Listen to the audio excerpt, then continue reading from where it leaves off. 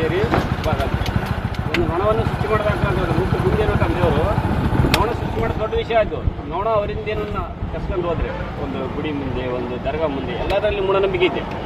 ಸಕ್ಕರೆ ಹಾಕಿರ್ತಾರೆ, ಸ್ವೀಟ್ ಹಾಕಿರ್ತಾರೆ, ಅದನ್ನು ರಸ ಹೀರ್ಕೊಂಡು ಹೋಗ್ಬೇಕಾದ್ರೆ ಅದನ್ನು ವಾಪಸ್ ಕಸ್ಟಮರ್ ಸಿಟ್ಟು ಕೂಡ ಅವರಲ್ಲಿಲ್ಲ.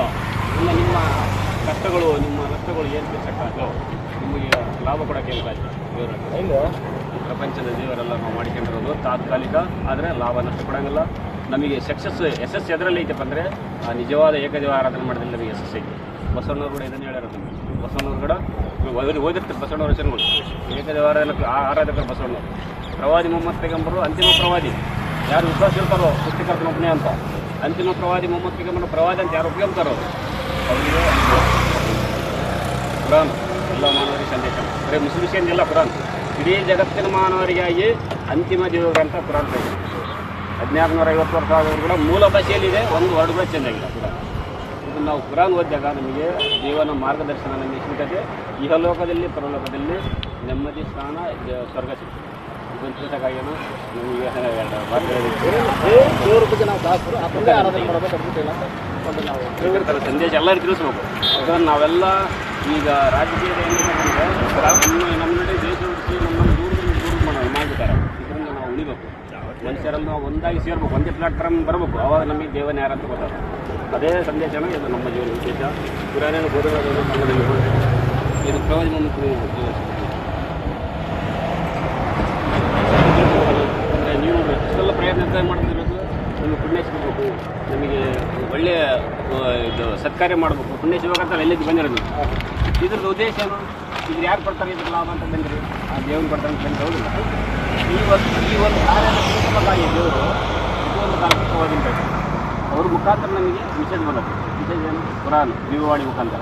ಕುರಾನ್ ಅಂದರೆ ಯಾವುದೋ ಮನುಷ್ಯನ ಬರೆಯೋರ ಗ್ರಂಥಲ್ಲ. ಆ ದಿವ್ಯವಾಣಿ ಮುಖಾಂತರ ದೇವರು ಸೃಷ್ಟಿಕರ್ತರ ಮುಖಾಂತರ ಬಂದಂಥ ಗ್ರಂಥ.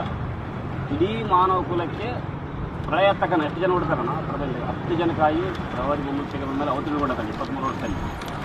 ಅದು ಎಲ್ಲ ಮಾನವರಿಗೆ ಸಕಲ ಮಾನವರಿಗೆ ಸಂದೇಶ ಕೊಡ್ತಾರೆ. ನಾನು ಪ್ರಿಯ ದೇವರು ನನ್ನನ್ನು ಮಾತ್ರ ಆರಾಧಿಸಿ. ಯಾವೂರಪ್ಪ ನಿಮ್ಮದು? ಪಟಲ್ಲ ಯಾವ ದೇವಸ್ಥಾನ? ಮಂತ್ರಾಲಯಕ್ಕೆ ಒಂದೇ ಬುಕ್ ಇದೆ, 3 ನಡಿ ಒಂದೇ ಓದೋದು. ಇದು ನಮ್ಮ ಜೀವನದ ಉದ್ದೇಶ. ಪುರಾಣಿನ ಬೋಧನೆ ಇರ್ತವೆ ಕನ್ನಡದಲ್ಲಿ. ಪ್ರವಾದಿ ಮೊಹಮ್ಮದ್ ಪೈಗಂಬರ್ ಯಾರು, ಅವರ ಜೀವನ ಹೆಂಗಿತ್ತು, ಅವ್ರ ಸಂದೇಶ ನಮಗೆ ಎಲ್ಲ ಇರೋದು. Thank you. ಈಗ ಸಂದೇಶ ಒಳ್ಳೆ ಸಂದೇಶ ಹೋಗ್ಬೇಕಣ್ಣ.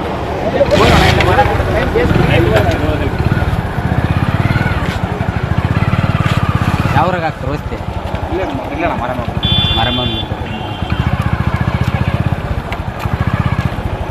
ಇಲ್ಲಿ ಈ ಮರಮ ಅವರು ಧರ್ಮಗಳಿಗೆ ಕನ್ವರ್ಟ್ ಮಾಡಕ್ಕೆ ಮಾಡ್ತಾರೆ. ಎಲ್ಲ ಏನಪ್ಪ ಹಿಂದೂ ಧರ್ಮನೇ ನಾಶ ಮಾಡೋಕೆ ಅವ್ರು ನಿಂತ್ಕೊಂಡು ಏನಪ್ಪ. ಹಂಗಾಗಿ ಅಲ್ಲನ ಅವ್ರ ಧರ್ಮ ಅವರು ಮತ್ತು ಮೊಹಮ್ಮದ್ ಪೈಗಂಬರ್ ಹೇಳ್ತಾನಂತಾರಲ್ಲ ಅದನ್ನೇ ಹೇಳ್ತಾರಲ್ಲ. ಬರೀ ಕನ್ವರ್ಟ್, ಇಡೀ ದೇಶನೇ ಕನ್ವರ್ಟ್ ಮಾಡೋಕ್ಕೆ ಒಬ್ಬರನ್ನ. ಹಂಗಾಗಿ ಅದು ನಂಬಿಕೆ ಎಲ್ಲ ಅವ್ರದ್ದು. ಅವ್ರ ಧರ್ಮನೇ ಅವ್ರು ಪಾಲನೆ ಮಾಡ್ತಾರೆ. ನಮ್ಮ ಧರ್ಮ ನಾವು ಅವ್ರು ಏನೇ ಹೇಳೋ ನಮ್ಮ ಧರ್ಮ ಮಾಡ್ತಾರೆ. ಅವರೆಲ್ಲ ಇನ್ನೊಂದು